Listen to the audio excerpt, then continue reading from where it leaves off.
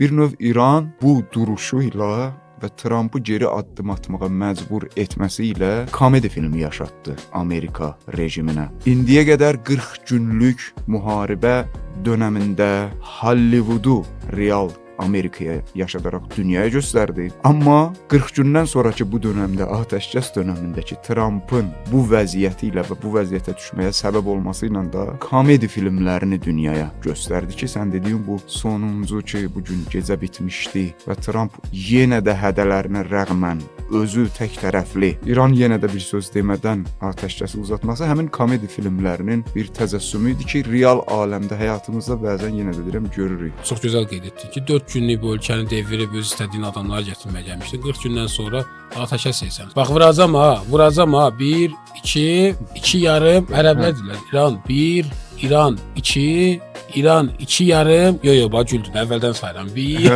Ona bənzəyir.